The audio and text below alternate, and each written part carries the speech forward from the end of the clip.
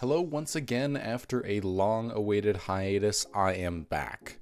Me and fellow YouTuber D-Libs have been hard at work on a brand new operation that brings along 4 new operators, 4 new weapons, a new map, new story, and a major system rework. For part 1 of this operation, I'll direct you to D-Libs' channel with the link in the description where he goes through his 2 operators, Guardian and Aitu. These are some amazing concepts that you have to check out either before or after this video. Today I will be outlining the story, my own 2 operators, the map and its layout, and 1 major system rework. Without further ado, let's get into Operation Midnight Sun.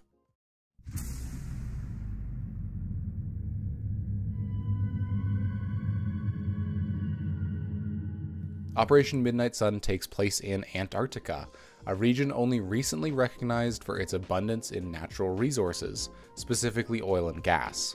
As pressure builds on the UN to decide which countries have rule over which regions of the continent, they have allowed Rainbow to activate a team known as the Antarctic Defense Unit, or the ADU. This team is tasked with protecting the continent and its resources from any illegal activity outlined by international law. Operation Midnight Sun begins as a large militia invades the continent and begins drilling for oil and gas. The abundant resources begin flooding the market, saving the world from an upcoming energy crisis. The ADU are sent in to stop this operation, despite that, at any cost. Our first operator is an attacker from the Czech Republic, and brings with her an information denial gadget that rivals even the defensive options. The blind spot is a gadget that is placed very similarly to Maestro's cameras and will project a spherical light wall that any defender observation tools cannot see through. Akin to the observation blocker gadget on defense. Once placed, this gadget will not deactivate until it is destroyed by explosive or melee means. The projector inside the gadget is defended by bulletproof glass, meaning it can be meleeed to shatter it. Drones like Echoes can enter the radius but cannot see inside the bubble once entered. Roletta will get 3 of these gadgets on spawn and can place them wherever she likes. I imagine this gadget could shake up how attackers decide to deal with enemy observation utility, giving an alternate choice to outright destroying it. Roletta has a very aggressive loadout that is somewhat akin to a defender's, starting with the brand new Benelli M3, a pump shotgun that has higher damage per pellet than the Supernova, but a slower pump speed and lower magazine size to compensate. With the Benelli, you really have to land your shots to get value, but if you can, it's a menace at close to medium range.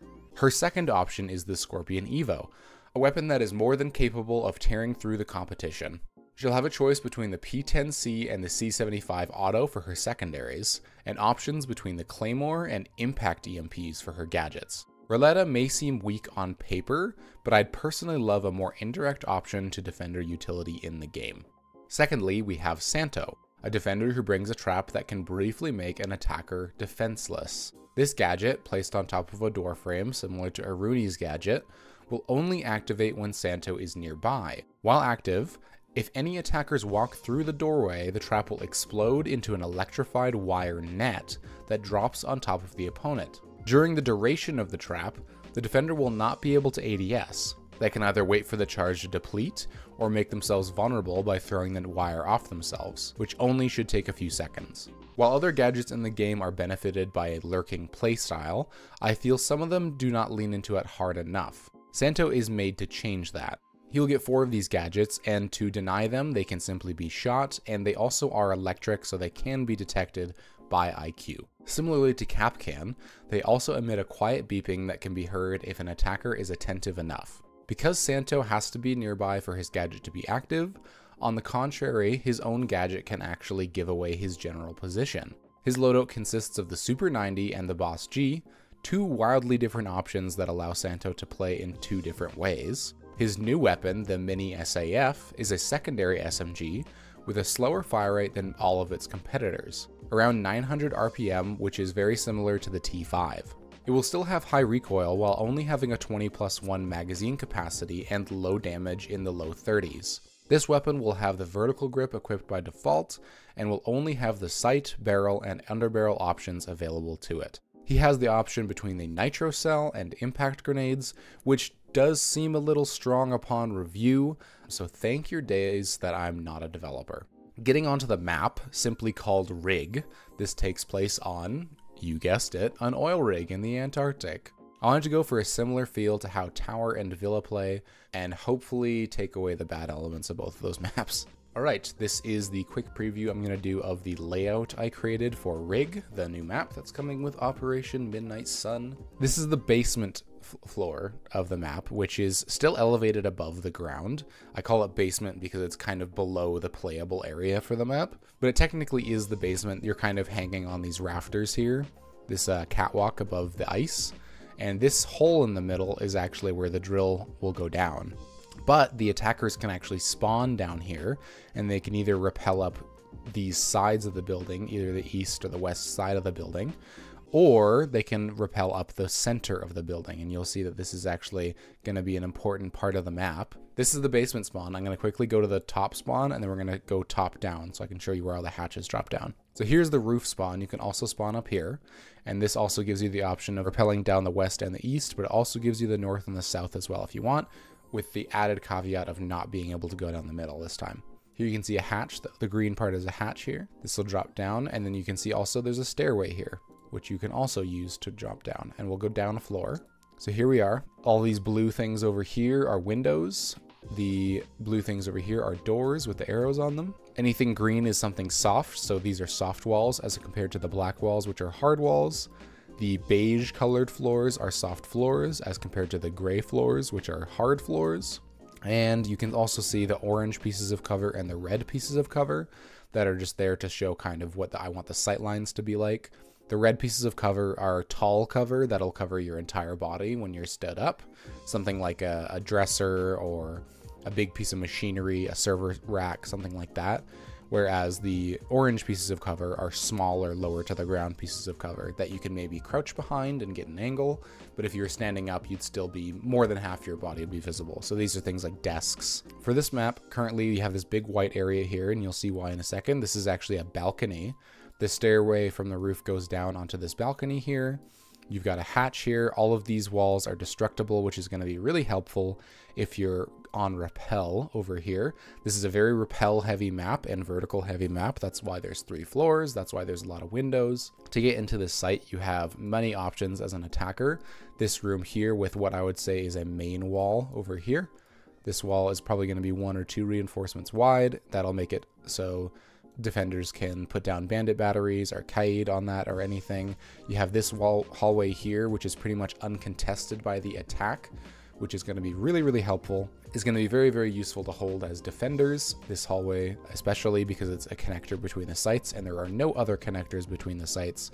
This site here, you have another main wall here that goes right onto site. This room in the middle I should talk about, and I should have talked about this probably earlier, but this entire room here in the middle is actually going to count as outside. So if a defender walks into here, they'll immediately get spotted. And the reason is because this spot here where you can rappel up as an attacker, you can rappel up pretty much through the entire map through this center spot here, is very, very important. If you had defenders just camping in here, it would be pretty hard to execute on this site. So there is a chance that maybe this idea of having it count, this main center room count as outside, doesn't have to be that way. But yeah, it seems like this is too easy of an area to hold for defense, and it would be very, very strong if you could. That's this floor. You have your 2 bombs here, a hallway connecting them, and you also have hatches. So we have 1 hatch here and 1 hatch here. And these hatches drop down to our next floor. You'll see this room here with the green hatch here is going to be a really important room, as it's pretty much the same side and has 2 hatches on both the 3rd floor and the 2nd floor, so it drops down through the entire map. But this is our 2nd floor, which is a little larger. I should also mention that I'm going to turn on the grid quickly. So these guides is what I use to kind of get the map around, but every single one of these circles, imagine this as one soft wall, one standard size soft wall across and wide. That's kind of the scale we're looking at here for this map. So same thing, we have this center room here that is going to be kind of hard to hold as defense, but kind of also hard to get into as attack. So again, up in the air. We have a main cafeteria here over on the left side with a big window, one small window that'll be easy to get into if they either reinforce or don't open this wall. Another window over here that leads to some stairs that go upstairs. We have a kitchen up here This is going to be a bathroom down here. Not sure what this room is going to be, but it's a little bit of a connecting kind of cubicle-ish room. We have an office down here. This is going to be some kind of engine room here in the middle. We have a staircase that's surrounded by walls here, some soft, some hard. This goes down kind of like the staircase in Skyscraper, except it just goes straight up and not a spiral. So think about kind of the black staircase and spiral, but also kind of the barbecue staircase or the gold staircase. I'm not entirely sure what that one's called, but you have a soft wall here for defenders to contest that. We have a standard doorway here, and I have our 2 sites. So we have 2A right here, a connecting room with a double door, some soft walls, and then we have 2B over here. We have one kind of main wall here, one small main wall, another small main wall, and this is kind of a main wall as well, because if the attackers get control of this room here in the middle, they have this big window here on the inside in which they can throw an ace charge over the staircase onto this wall and kind of open up the connector, which will really help with your attack. So that's this room. Obviously going to be a little easier to attack, as almost all of these floors on site are soft, which will also make it easier to defend if you're holding below. And you'll see that things get a little more complicated because obviously on the bottom floor, there are going to be no soft floors. So the floors up here, there's a lot of soft floors because you actually have to use these floors to attack from up down. And I'll show you that here. So we have our 2 bombs here on the left side this time, with this connecting kind of snaky hallway here with a bunch of soft walls only facing in one direction. We have this big window here, which is going to be hard to contest if you don't hold this soft wall. And we have a connecting room here, which I would kind of have a little akin to the cafeteria room on the top floor of Consulate, except I'm hoping that this is going to be a little more useful than that. You have walls here, 2 soft walls here that you can contest the entrance to B, the main entrance to B in. You have 1 soft wall here that you can contest the main entrance to A in. But obviously there's a massive, if I go back up to this floor, there's going to be a lot of vertical pressure if you can't hold cafeteria, kitchen, bathroom, these rooms here. So very, very important to hold vertical on this site. On the other side, we have a kind of a different layout here. We have a really long hallway down here. We've got this room in the center. That's going to be, again, you can rappel up, and it's going to be somewhat easy to hold because we do have a window here, a soft wall, a big window here, and a 1 door.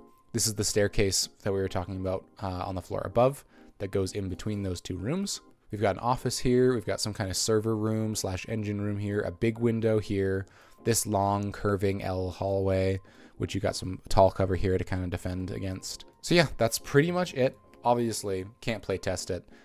Maps require a lot of play testing, which is something I'm figuring out from doing this kind of as an experiment, but I hope you guys liked it nonetheless. Getting into our major system rework, let's start with the attachments. As it currently stands, the attachments in Siege are a little stale. Despite reworks, each and every gun is almost always run with the same attachments with very little personal touch. I want to change that. If anyone has played Black Ops 2 multiplayer, you'll remember the famous Pick 10 system that allowed players to have full customization at the cost of each choice coming at the cost of the others that followed. You could only have a total of 10 choices throughout the entire class. With this system, I wanted to do something quite similar. Not only are we bringing back the 1.5 and 2 times sight options, but from now on, all weapon attachments are available on all weapons as long as the category exists. Yes, that means you can run an ACOG or 1.5 on the SMG-11. Now, you're wondering how we go about restricting this system so it's not completely overpowered. And taking a note out of Black Ops 2's book, we have our answer. The R6 attachments will have a Pick 5 system, where each attachment will have a specific cost. For example, 1 times sights will have the cost of 1. The vertical grip might have a cost of 2, and the extended barrel might have a cost of 2 as well. This cost system will not only give the team more levers to balance attachments, but also allow attachments to be uniquely powerful, but still costly. The suppressor and muzzle brake could get massive buffs that they desperately need, with the caveat to them having higher costs. Now onto the elephant in the room, magnification. Yes, every single defender in the game will receive the option of having anywhere from a 1.5 to a 2.5, however the cost will be very high. The 1.5 itself will cost the entire 5 points on defense. This means if you want the scope, you have to forfeit a grip, a barrel, and an underbarrel. This system would obviously require a lot of time in the oven, but I honestly think I might be onto something. This and a weapon loadout saving system would be fantastic. Alright, that's it for this operation. I hope you all enjoyed it. Please leave your thoughts down below and thank dlibs for his contribution and for editing this video, as I am ever more lazy by the day. I'm also sick, you may have noticed. Thank you all for your continued support. I hope to make more content in the future, but life is busy and so am I. As always, I'll see you guys on the flip side.